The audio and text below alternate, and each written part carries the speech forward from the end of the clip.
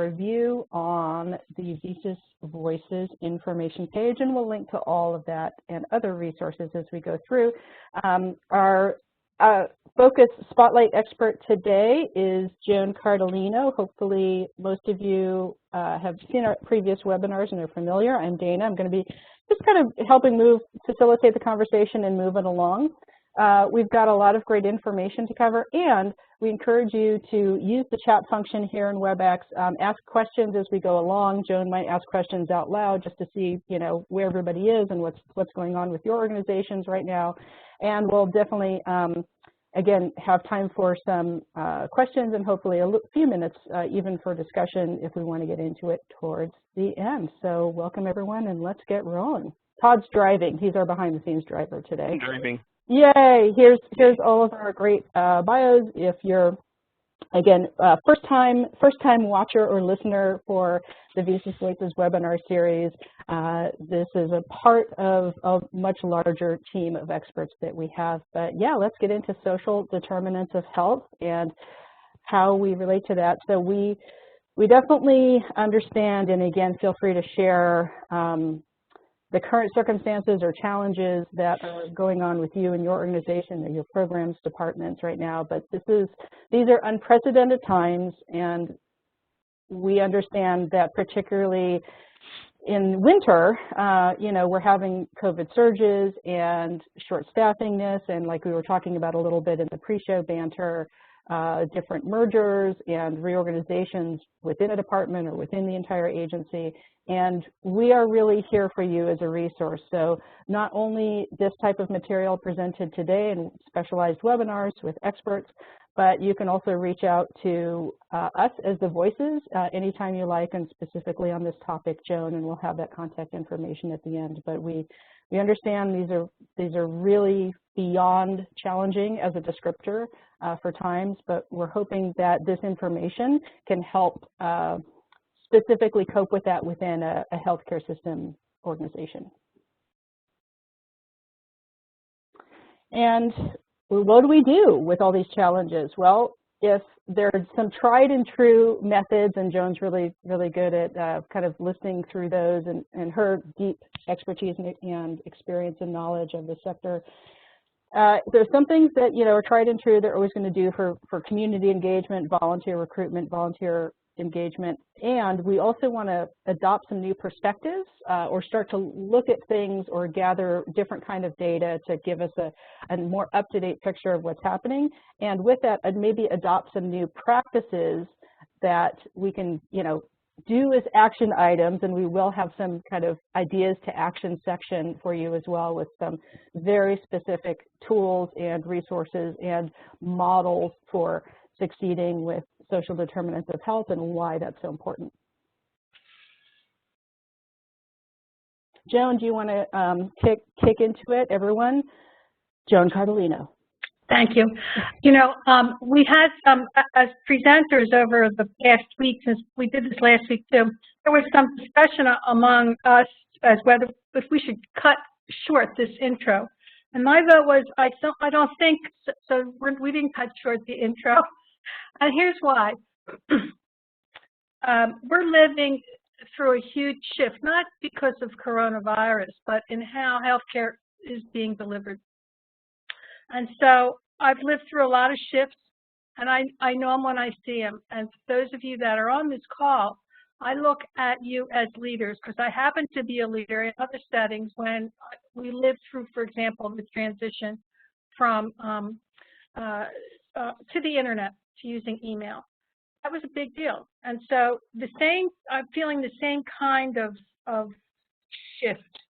So please bear with me as I go through the introduction, because in this case, knowledge is power, and there's no quick jump to the solution. We need leaders like you who are thinking, who have in-depth knowledge. It may not be what you signed on for, but this is where we're at. And so the mission of healthcare, this is a classic MBA definition of the mission of healthcare, will remain the same. It's all points getting there that are changing quickly. It's been a long time coming. So this is the definition of the mission of healthcare. It's to improve the patient experience, population health, and provider satisfaction while reducing per capita healthcare costs. That's been forever. So today we're going to talk about the determinants of health and social determinants of health. But I have a rhetorical question for you as we get started, and that is, how does your department, not you, how does your department improve the patient experience, improve population health, improve provider satisfaction while reducing per capita healthcare costs? In the volunteer sector, we don't usually define ourselves that way, but those days are gone. And so we have to make some shifts. And that's what these sessions we're having. We had one a couple of months ago on HCAHPS and how do we contribute to HCAHPS. It's no longer a choice. We have to, or we won't exist any longer, volunteerism in the healthcare system. So next slide. Okay, I talked a little bit about how we did have presentations on HCAHPS. The other driver in our sector, everybody gets all hyper about Joint Commission. Joint Commission is going to take a back seat going forward in comparison to the other things that we are going to be facing, but it's there. And so you have to be in alignment, your department, not you. And we have not felt that pressure before, but as we were saying in the beginning, we're watching volunteer departments close, consolidate, duties change, and it's going to happen fast now. It was like dribbling and drabbing, and you've got to be in alignment, and if you're not in alignment with the systems that are being developed, you will not be on that page. And that's not a threat, that's a bad thing for our society and our healthcare systems. We can't let that happen. And so we're trying to equip you with some information and knowledge to sensitize you to what's going on if you haven't been sensitized already. And today's topic, social determinants of health. How is your department in alignment with what's going on with social determinants of health in your hospital and in your healthcare system? So let's take a look at, this is the journey map we're all on today, and we'll have these kind of road signs of these different topics, and again, at the very end, ideas to action and lots of resources and hopefully time for this. And we want you to be able to understand and absorb the information, and Joan's prepared a lot of really rich, important, specific content. So we might be going a little bit at warp speed. That joke is specifically for Todd. So we're going to roll on through, but I'm going to help us keep track of our spots on the map along the way. Warp speed is awesome. Thanks, Dana. Okay, so there's lots of definitions of determinants of health, but the one I always go to is the World Health Organization, because this is not a local, regional, national. This is an international movement that's happening quickly. And so the World Health Organization, as you can see in front of you, defines health as the conditions in which people are born, grow, live, work, and age. They may enhance or impede the ability of individuals to attain the desired level of health. We're all part of this, us in the volunteer sector too. So the American Hospital Association has a definition, and we have a link to that in the resources. They have, by the way, the American Hospital Association has a large amount of robust social determinants of health resources and case studies. But this is just one definition, and we're going to use this as a starting point and a jumping point to our discussion. Next slide, thank you. As part of the World Health Organization's definition, they list these examples of social determinants of health which can influence health equity in positive and negative ways. So this is a classic definition. You're going to see a lot of other different models out there, but I would suggest you return back to this one. And if it hasn't been introduced into your healthcare system, bring it to your next meeting, and if the time is right, display this. Because some of them may not have seen it. They may be driven by the American Hospital Association's definition, which is not as broad. So you can read these influencers, but I want to go and add a couple more that have also happened since COVID. One is access to broadband internet, access, 5G, and also transportation aren't on the World Health Organization's list, but they are two important aspects that we want to consider when we talk about our hospital volunteer programs. Next slide, thank you. I don't know if we have anybody that signed up from Providence that is on the call, but this chart came out in 2014, and it came out of the St. Joseph Health System, which is now part of Providence. And so we've been at the social determinants of health for a while, but it was only in theory. And I still go back to this chart, though, because a couple things. A, it's an infinity diagram. B, it's a pretty good visual of the patient's experience and through all the different settings and how they interact with each one of those settings. The three bases they use are community-based care, acute care, which is a hospital setting, recovery, and rehab. When this came out, it wasn't revolutionary, but certainly when you talk to a hospital or went to education, it was all hospital-based for the most part back in 2014. So this concept of introducing recovery and rehab care and community-based care and caring about the patient path through those different arenas was pretty new at the time, and we did not have systems to support the patient through each one of those. We do now have many building blocks.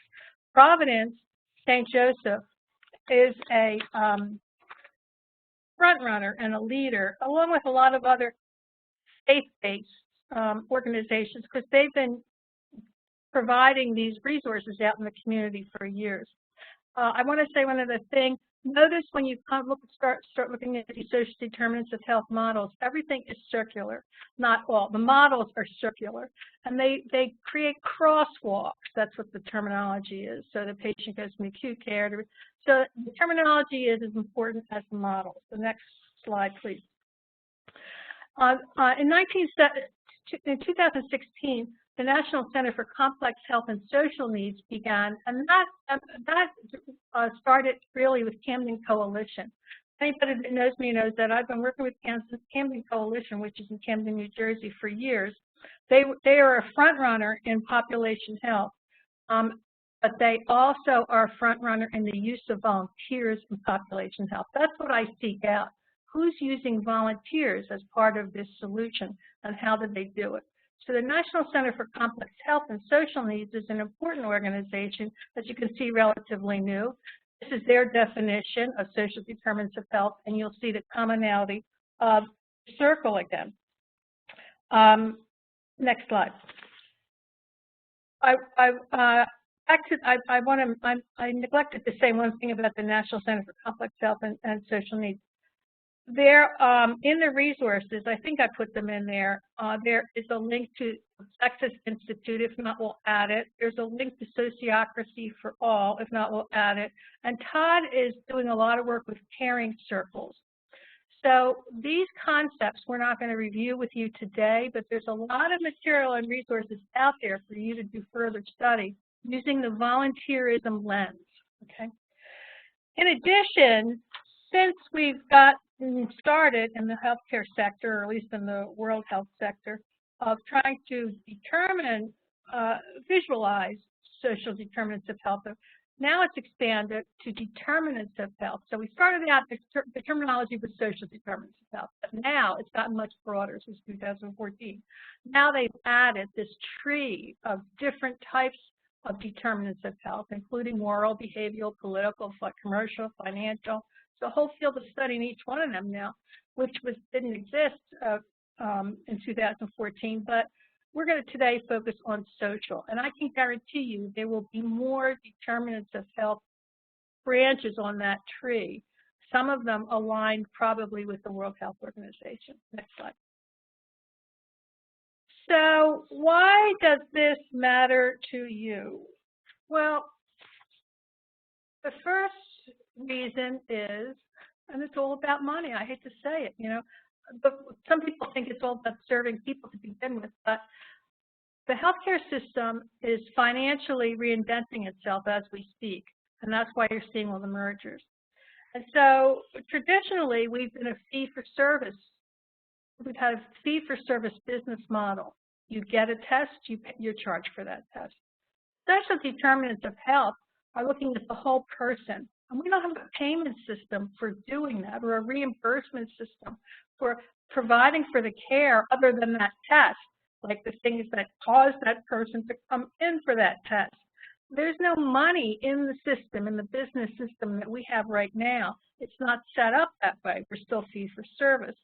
And we're also still revenue tied to risk. They're not going to do anything in our healthcare system financially if they find that the risk outweighs the benefit. So it's all about bridging margins and missions. And I know you've all sat through your directors meetings and management meetings. You hear about the margins and missions. There's a new, and this applies to you in volunteerism, because you have to align your services and your resources, whatever they are, to bridge margins and missions. And we don't think that way. And even our own internal departments are not structured that way, but this is the transition we're going through now. So there is a form of accounting called impact accounting, and it's a shift from measuring a single bottom line of profits to a triple bottom line composed of social, environmental, and financial impact. So this is all about how do you portray the financial impact of your volunteer programs and efforts. And this is what you're trying to develop, and we have some tools going forward. How you also need to start to learn to think if you haven't already. Value initiatives. There are social determinants of health codes now. They've existed. You know, when the billers put a code on a process or procedure, they're called ICD-10 codes, and you hear about them a lot. But we've had social determinants of health billing codes. They're called Z codes within that system. But they've been a low priority and slow to adapt. So again, you're thinking to yourself as you plan your department's activities, this is a question you weren't asking yourself, I don't think, before. What impact will this program or volunteer assignment have on the Z codes and the billing structure and system? And what systems do you have in place to implement that and think that through? So funding for population health is still at odds with fee-for-service, and I'm going to spend a fair amount of time on this. It's not what we like to talk about. We like to talk about the emotional impact that we've had as results of our services, but when it comes to social determinants of health and the new world we're in, everybody's got to be aligned and tied to the financial and the data systems that are evolving. We put I think that's what I'm going to say here, and I will cut that part, Dana. Okay. So right. again, I do want to say one last thing, though. There are many stories where the same organization, you literally have two executives battling it out in the CFO's office. That's where this is all taking place. How many of you spend time in your CFO's office? The fee-for-service executive says, I'm your revenue source, and this is us, and we're coming up. The population health person says, I'm your future. You are their future. Volunteerism has to be part of what they're planning. Mm-hmm. So the organization as a whole ends up making a mishmash of decisions that aren't internally consistent because they're living in two worlds. We're currently living in two worlds. It's going to come to one world pretty quickly within the next 18 months. That's why we use words like bridges and crossroads and trying to give you the same type of language that you're speaking accounting and analysis to help get the message across, and why and how and why your volunteer activities are contributing to the mission and contributing to that financial health. So why social determinants of health and volunteerism? Well, there's a difference. There's a difference between volunteers and volunteerism. So as things are developing, I'm working hard with my peers and within the community. I'm not talking about making sure volunteers are in all their programs. I'm trying to educate about the concept of volunteerism, what that means, and what does that look like as they develop their plans going forward. So that's the terminology I want you to think about using going forward too when you do your advocacy efforts both internally and externally. You're there to represent volunteerism and make sure that volunteerism doesn't get lost. We're not going to have volunteers in every one of these processes. That's not realistic, but we have to have volunteerism. And here's the thing, I'm watching programs and policies and whole systems developed without volunteerism in the non-for-profit sector, we're not at the table. So when it comes to social determinants of health, it's key to your futures to make sure you're at the table representing volunteerism, not just volunteers. And we'll talk about that because you could be representing community volunteers that you've gotten partnerships, that you've partnered with.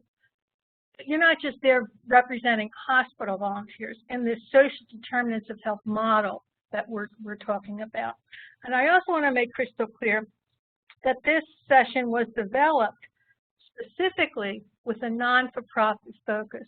About a third of the hospitals today are for-profit. That's a huge change. We used to all be kind of all nonprofit. I imagine it. My prediction is within the next 3 to 5 years, 50% of the hospitals in the United States and healthcare systems will be for-profit. For-profit is a different business model. It does not embrace volunteerism except in the corporate social responsibility from the corporate social responsibility viewpoint, which is really using your employees to do volunteerism out in the community. So this material that I'm talking about with you today applies to the non-for-profit sector, and that's an important distinction to make. Okay, next slide, Todd. So what are we talking about? What does it look like? This is an actual strategic page of a strategic plan from Presbyterian Community Health. You can get it off their website, really. I was working with them in a different capacity, but this is one of, you've all seen these plans, but this is their social determinants of health plan. So whenever you see anything like this, the first thing you want to look at and think about is where's volunteerism, where's the word volunteerism appear in all of these plans, and how can I get it in there within my own healthcare system. The word this is a 2-year plan, by the way, so you've got plenty of time. Stuff isn't being developed overnight, you know, for a short term. Your organizations are in the process of making long-term strategic plans. While they're doing that, they're using their lobbyists to change the actual financial healthcare system payment models so that some of this stuff can be paid for. And until that happens, this is that we're living in 2 worlds.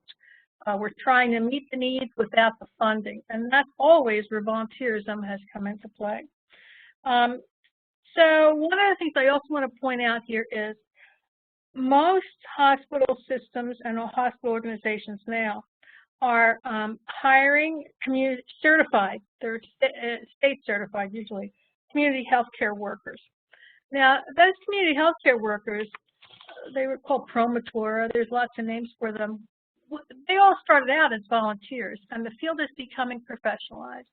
And so that's happening around you. Don't fight it, work with it. Some of the jobs that your volunteers may have been doing out in the community or in the hospital now are being done by paid workers. I can guarantee you every one of you on this call knows of one of them. It's okay because there's tons of work still to be done. But our partners, we have some new partners now that we didn't really have before as closely, and they are social workers and community health workers. So start making friends with them if you haven't done so already. Lots to do there with volunteerism. Next slide. So this is an expansion of what you were seeing on the previous screen, and some of the things that Presbyterian is doing. I can guarantee you that a lot of, if not all of your hospitals, if they're not-for-profit, have done something similar to this. But the thing I want to point out at the bottom is health council and local support. Some hospitals are, and you want to be on that committee, and you want to be part of that. And how can you get to be part? How can you align your department with that? Versus just making sure your volunteers are taken care of in hospital activities. Those days are gone. We've got to do both. So next slide, please.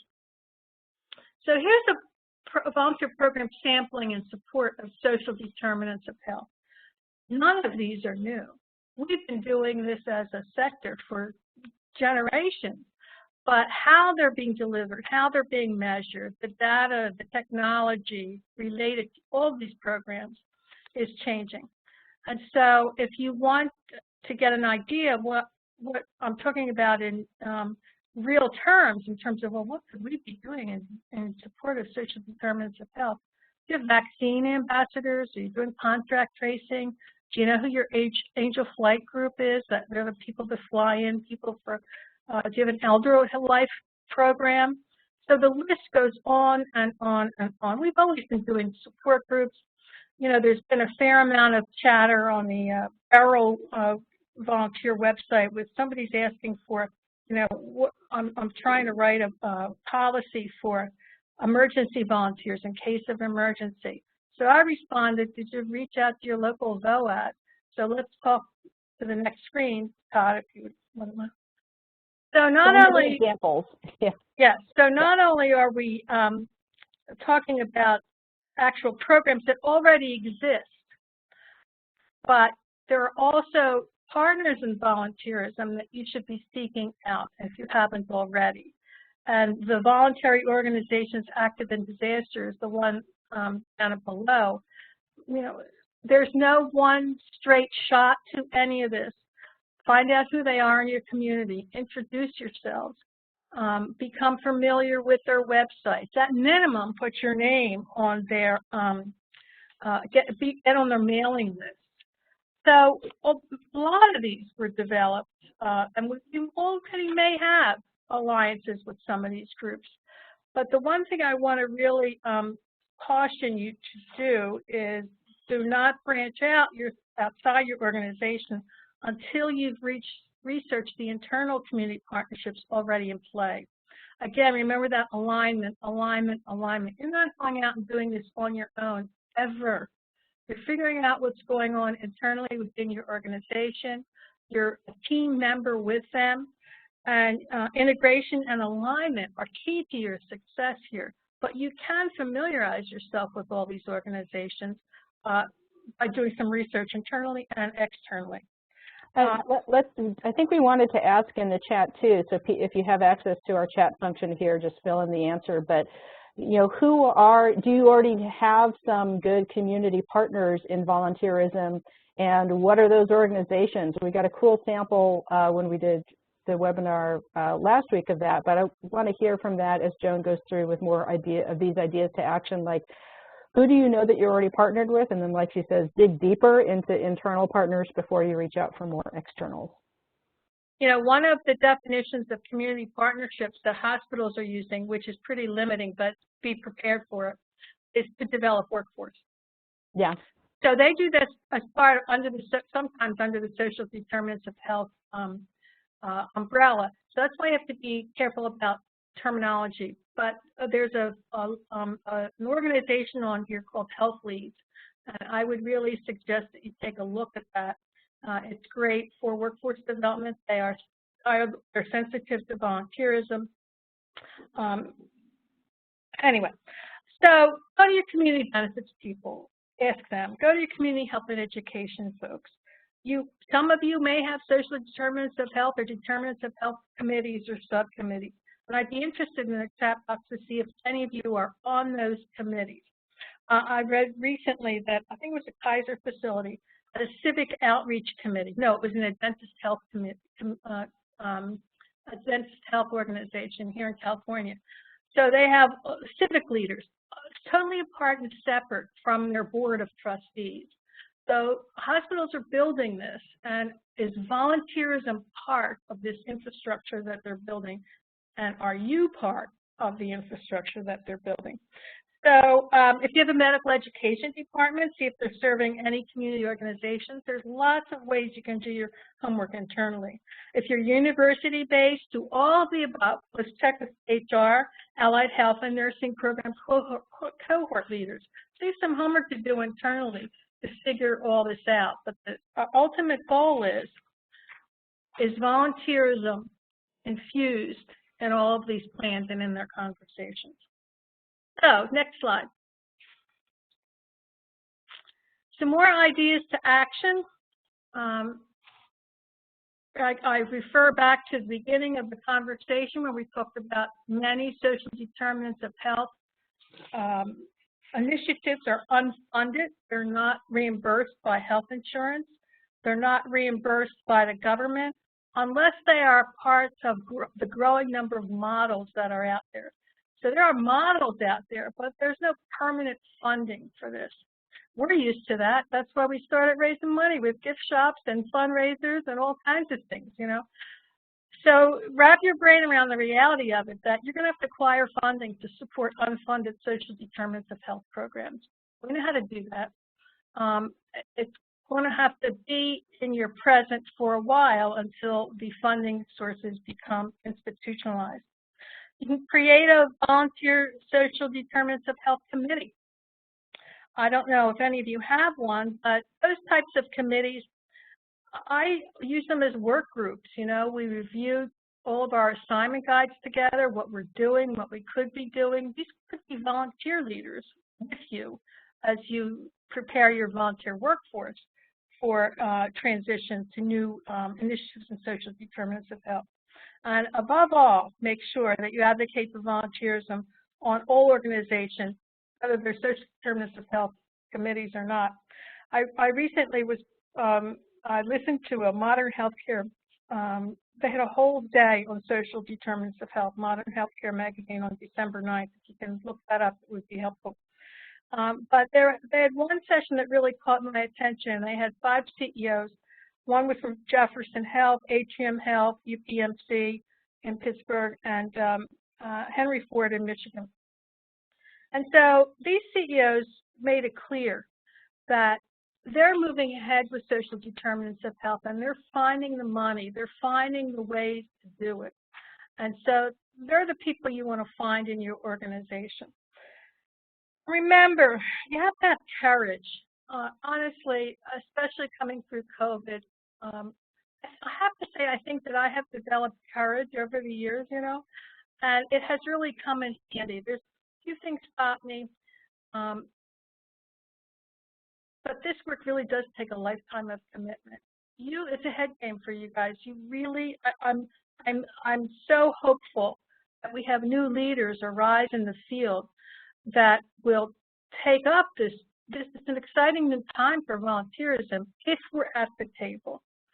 So those of you that are on this call, if you didn't think of yourself as being a leader in all of this, I encourage you to do so now and to unabashedly promote volunteerism. And keep holding your colleagues accountable for meeting the mark. We don't do enough of that, and we are forgotten. Volunteerism is forgotten, and we let that happen. So this is where you need to have the courage. Be a squeaky wheel. Sometimes and speaking it of works, wheels, sometimes it doesn't. Speaking of wheels. So we're at the end now, and we're part of these final ideas to action. And one of the things that we talked about in previous VSys seminars is this new technology that is allowing our organizations to establish enterprise resource planning systems. That's what they're called, ERPS. You can Google that. This is not a new thing. This is MBA stuff now. So technology allows us to create these crosswalks between departments and functions and activities. And this represents a data collection and business intelligence collection system. Now, if you are not familiar with enterprise resource planning systems, social determinants of health is part of this. And if you're not able to integrate with this data collection system, your chances of surviving within the organization and the chances of volunteerism surviving within your organization are slim to none.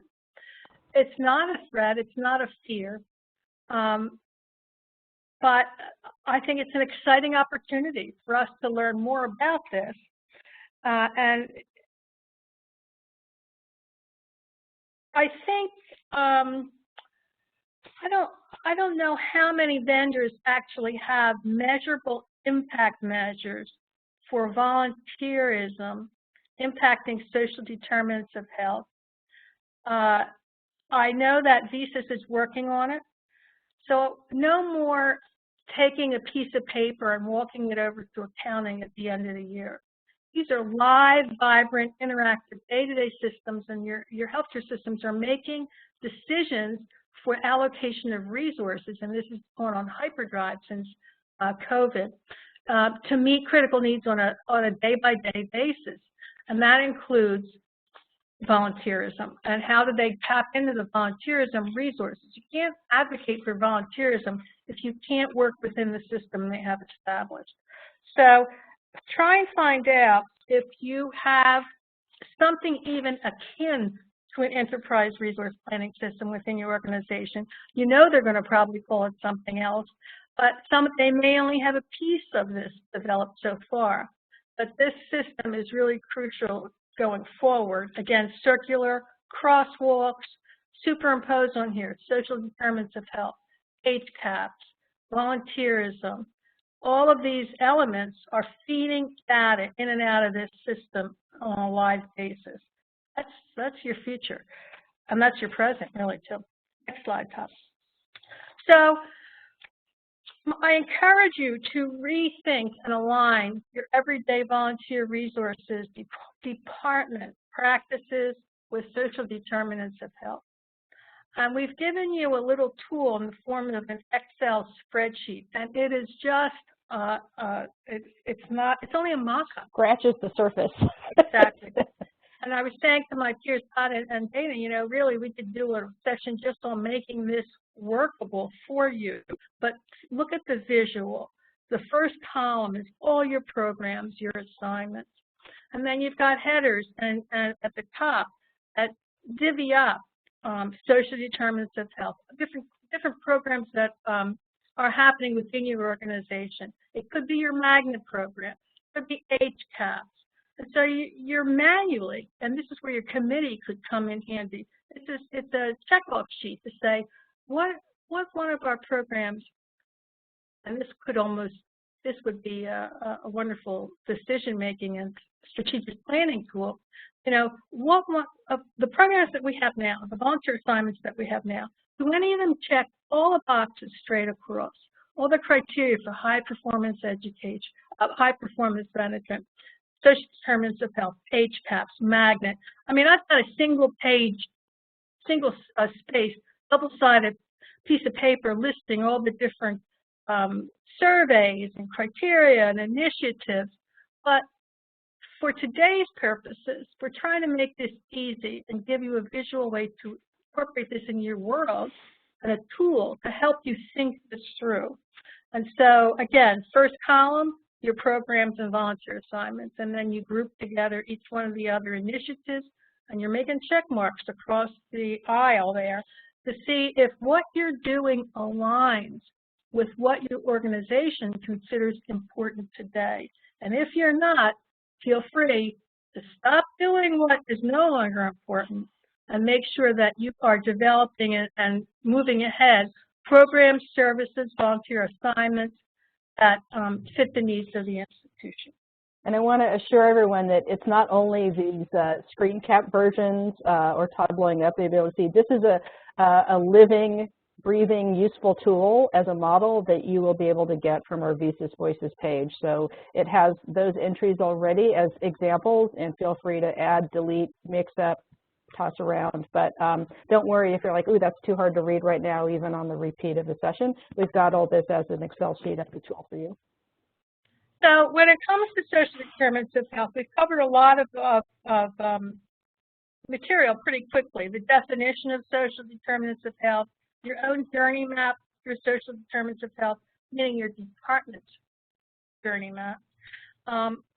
You yourself, some of the knowledge and the terminology that you might need to study or brush up on, or the connections you may need to make within your organization to do your homework to prepare, if you haven't done it already, your department to be a contributor to their social determinants of health initiatives. And the concept of volunteerism, making sure that that's embedded in all the social determinants of health programs within your organization. that even when these initiatives will be funded, there will never be enough money to meet human needs. There just won't. We will always need volunteers. We will always need charitable dollars because once you meet one need, the next one comes up. So when it comes to food, housing, transportation, one of my hot buttons is the homeless. In my lifetime, I've watched millions of people go to live on our streets, and we're kind of like taking it for granted. I'm saying we've got a whole army of hospital volunteers sitting at home. Why aren't we deploying them to work with partner agencies, those that can, in some capacity, to address homelessness? And what does that look like?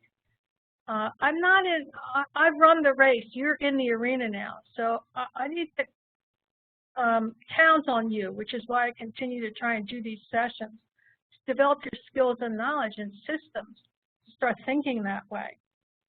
All of these problems are our problems and our solutions to find.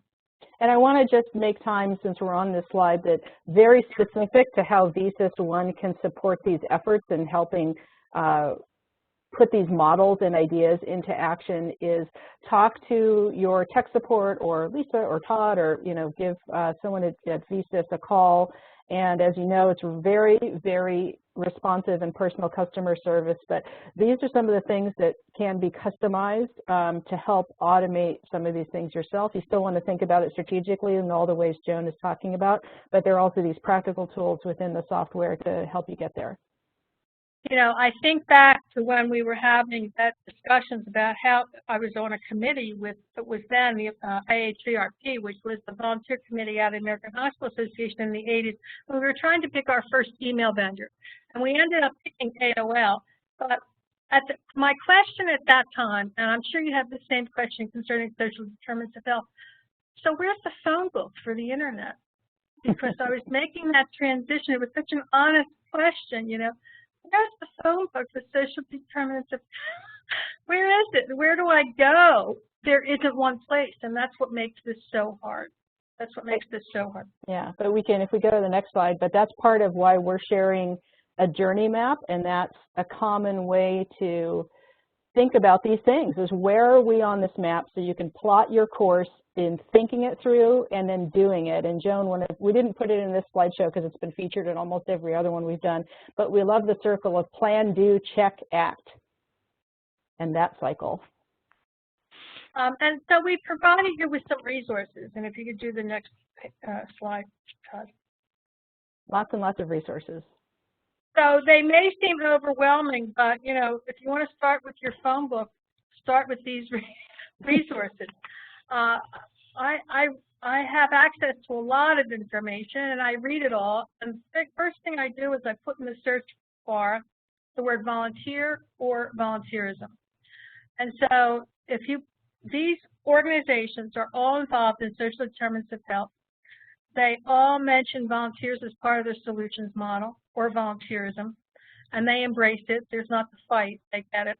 And so this is where I would start if I were you. I'd start reading all of these materials.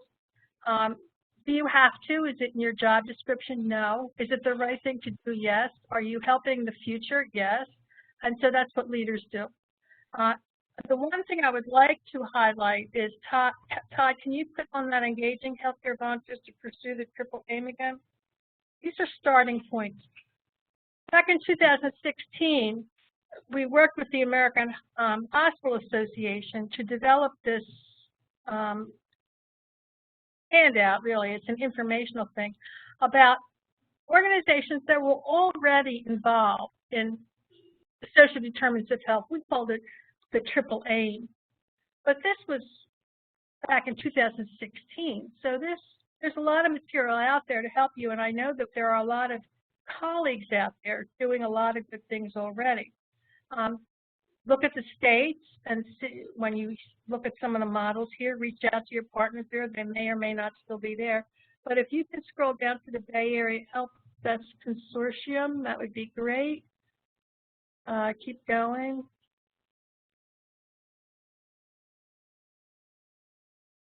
There There you it is. Up top, yeah. go. So He's driving so well. yeah. One of the first groups that really got together is the Bay Area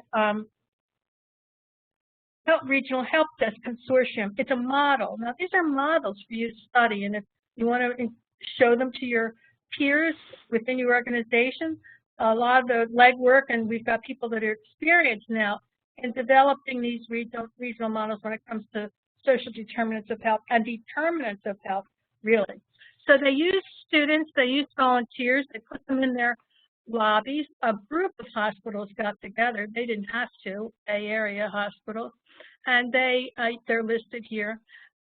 Many of them are still doing this, maybe not as a consortium, but the programs are so firmly embedded in their operations. They're doing amazing things now, and a lot of the programs persisted after their beginnings here.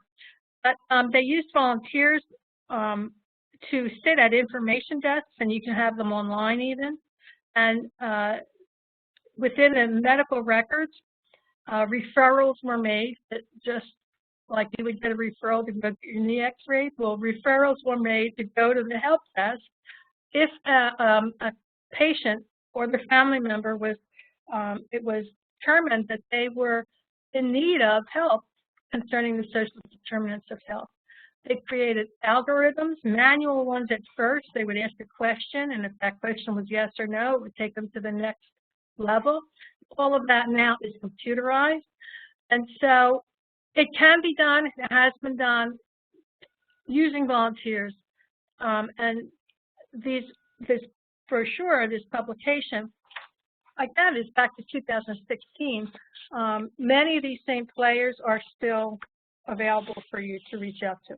Yeah, and we have a whole other page of resources. And again, all of these hot links are going to be on our VSys resources page, or just this is, even an hour is barely time to scratch the surface. And I want to give us at least 10 minutes. We've got 12 minutes left to have questions and stuff. And I know Sarah had some great examples, and Magda was asking for that to be shared. So if we want to just say, these are even more resources, and the list goes on. We'll have as many, and we'll always be adding more as Joan finds them, or as you suggest, models that are partnerships that are working well for you. And do you want to get to how to contact Joan directly and really ask her the deep questions? Here's where you can find her in her secret location. Her secret West Coast location, which is not secret at all and is not far from me. And yeah, let's open it up. Sarah, are you comfortable unmuting and telling us about some of your community partnership examples? Yes. Yes. Awesome. Okay. So, yep, you're a little quiet, Sarah Walker. let's see. Open my computer tab better. There we go. Okay. We got you. We have a lot of partnerships that help bring us volunteers, but also help us address the needs that we have in our hospital with specific intents. So, for example, we want people to understand that we care about fostering education and encouraging people to get experience in the hospital before going out into the workforce. And so we actually start that at the high school level, where our public school system has different health and biosciences programs, and we have their students come in as interns. We also have their students come in for student service learning hours. And so that's more on the volunteer side than the educational internships.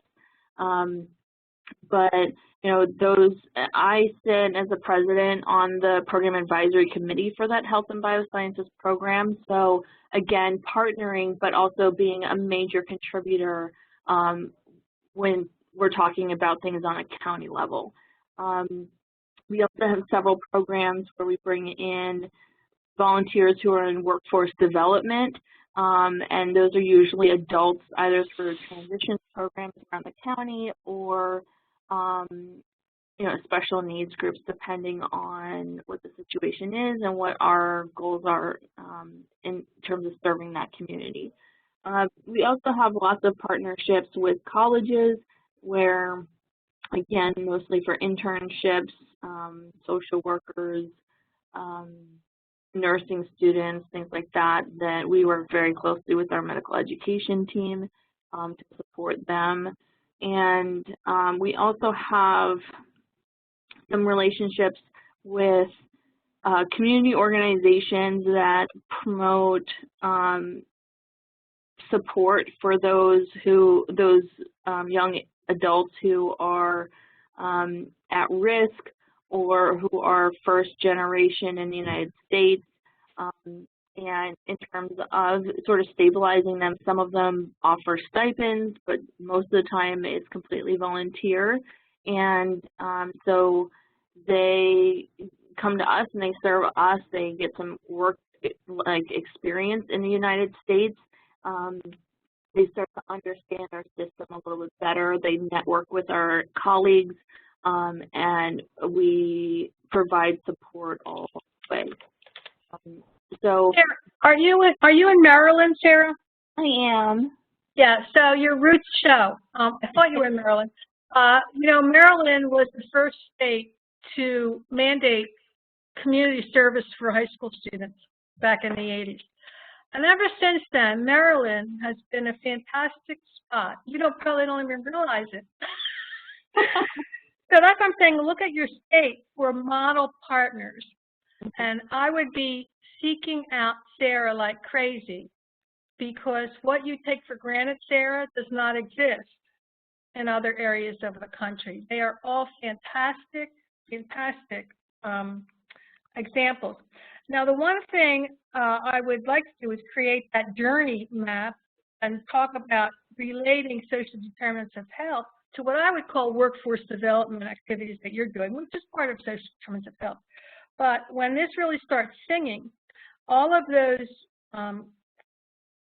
clients that you have, whether they be students or patients or family members, are then it's identified if they're at risk for food insecurity. Do they need help with transportation?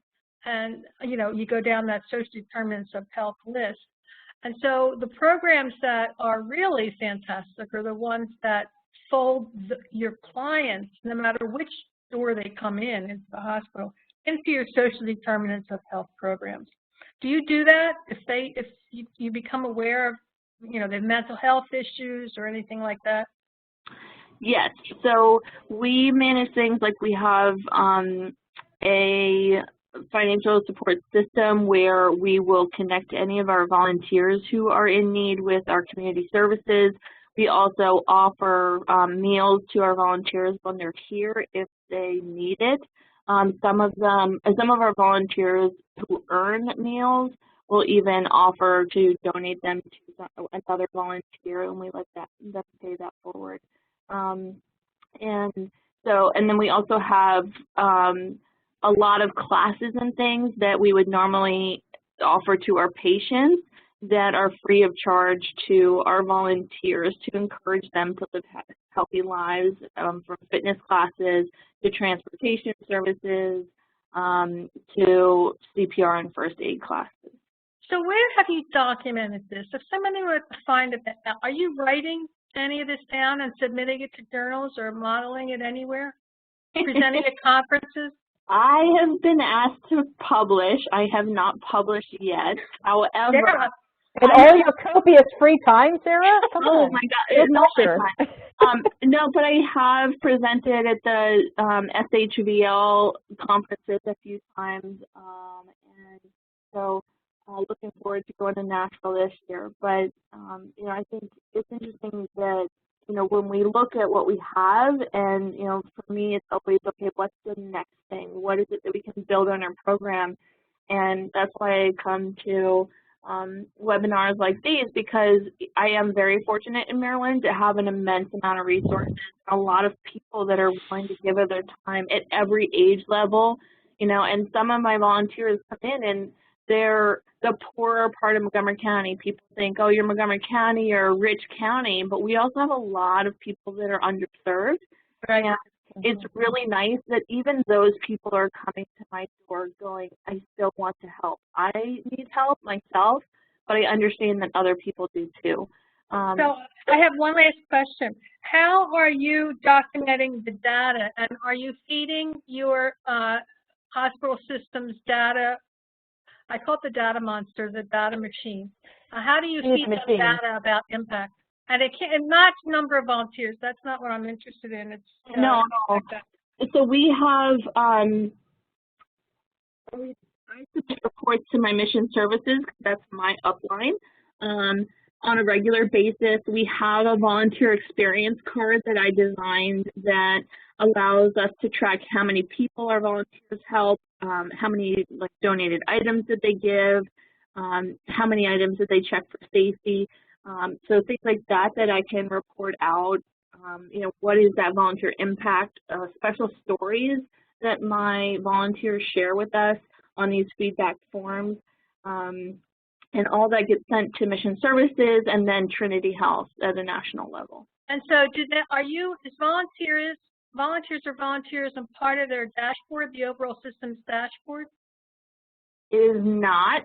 We fall under Mission Services, so all of our data gets lumped in with Mission Services. We don't have our own line, if you will. And do you use VSys to capture any data, any impact data? I am actually one of those people who is trying to get VSys. I'm on because I am learning about VSys, and I'm super excited. I've put in a capital request to get VSys. I truly believe in it. I've been trying for years to get it. So right now I'm in the stage where I feel like getting VSys is going to give me the opportunity to step it up and really make that impact. Good. Absolutely. Yeah. We're all like crossing your fingers that funding comes through. we're on your side, Tara. That was a wonderful discussion. We have a couple minutes left. Thank you, Todd, for driving the ship at warp speed, so we had time for these great examples from Sarah Walker in Maryland, and the conversation I hope was helpful. In these last 2 minutes, does anyone else have any questions? Or Joan, if you have a couple of wrap-up thoughts. And another reminder, I've done this a lot, that you can always reach us. You can reach out to Joan directly. We, the Voices, are here for you as resources on all these practices. And again, Joan is absolutely the expert among our team on this. Well, I think my final words are, this is not a sprint, as I said before. It requires courage for you to make sure that volunteers and stays embedded in all of your systems, associated determinants of health initiatives. And so I want you to think about everything that we just talked about, read the resources, and start your journey. It's research, action, conversations, writing, data collection. It's all part of your strategic work now to make sure that you are the guardian, really, of volunteerism for social determinants of health in whatever world you live in. And I hope that I've left you with, and we've left you with, this feeling of responsibility, but it's a good responsibility to make sure this happens. Thank you for your time and attention, and all of your work, especially through COVID and all the challenges you're facing personally and professionally. Definitely. Yeah, thank you so much, everyone, for taking the time. We do these a couple times a month on different topics. And again, VSys Voices page, we are here for you. And, as Lisa mentions, as Lenore mentions, you must have courage and be kind. Magic will happen. And I think that's a perfect way to end our session today. And we'll see you next time. Thanks so much. Have a good rest of the day. See ya.